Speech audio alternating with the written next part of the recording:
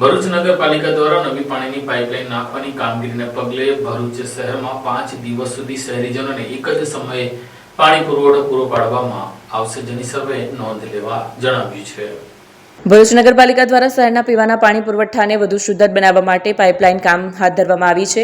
અમૃત 2.0 યોજનાના અનુસંધાનમાં નર્મદા નદી કિનારે આવેલા ઇન્ટેકવેલથી માટરિયા તળાવ સુધી નવી 1400 ms વ્યાસની MS પાઇપલાઇન નાખવાની કામગીરી હાલમાં ચાલી રહી છે, જેમાં હાલ પાઇપલાઇનનું ક્રોસિંગ, ફ્લશિંગ અને ટેસ્ટિંગ કામગીરી ચાલી રહી હોવાથી મુખ્ય લાઇનમાંથી પાણી લેવું તાત્કાલિક બંધ રાખવું પડશે। આ અંગે પાલિકા મુખ્ય અધિકારી હરીશ અગ્રવાલે જણાવ્યું કે તારીખ 12મી ફેબ્રુઆરીથી 16મી ફેબ્રુઆરી દરમિયાન માટરિયા ઇન્ટેકવેલ ખાતેથી પાણી પાડવાનું બંધ રહેનાર છે, જેના કારણે શહેરના વિવિધ વિસ્તારોમાં નિયમિત 2 સમયના બદલે એક સમય પાણી પુરવઠો આપવામાં આવશે। નાગરિકોને પાણીનો સંગ્રહ સાથે જોઈતો ઉપયોગ કરવો અને આવશ્યક વેડફાટ ટાળવા અને તાત્કાલિક વ્યવસ્થામાં સહકાર આપવા અપીલ કરી છે। કામ પૂર્ણ થયા બાદ તારીખ 17મી ફેબ્રુઆરીથી નિયમિત પાણી પુરવઠો યથાવત કરવામાં આવશે।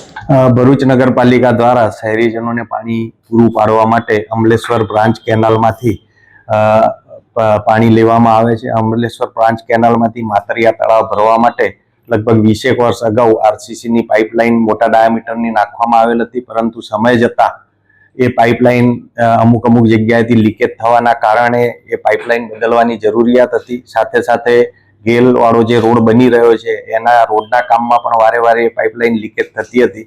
અત્યારે સરકારશ્રી તરફથી જીયુડીસી મારફત અમલેશ્વર બ્રાન્ચ કેનાલથી માતરિયા તળાવ સુધી એમએસની 800 ડાયામીટરની 1400 ડાયામીટરની પાઇપ નાખવાની કામગીરી લગભગ 90% પૂરી થયેલ છે, પરંતુ આ કામગીરીની અંદર શ્રવણ ચોકડી ઉપર પુશિંગની કામગીરી અને 4 જગ્યાએ જોઈન્ટ મારવાની કામગીરી બાકી રહેલ છે।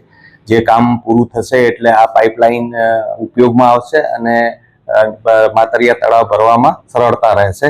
આ કામગીરી કરવા માટે જૂની જે પાઇપ ચાલી રહી છે, પાણી આવી રહ્યું છે, એ લાઈન બંધ કરવી જરૂરિયાત હોવાના કારણે નગરપાલિકા દ્વારા તારીખ 12 થી 16 દરમિયાન આ જૂની પાઇપલાઇન બંધ રહેવાના કારણે કેનાલમાંથી પાણી લઈ શકાશે નહીં અને અત્યારે જે માતરિયા તળાવમાં સંગ્રહિત પાણી છે એમાંથી જ નગરજનોને પાણી પૂરું પાડવું પડશે, જેના કારણે બીજી કોઈ તકલીફ ઊભી ના થાય એ માટે 4 દિવસ માટે એક ટાઈમ પાણી કરેલ છે અને 17 તારીખથી રાબેતા મુજબ પાણી આપવામાં આવશે।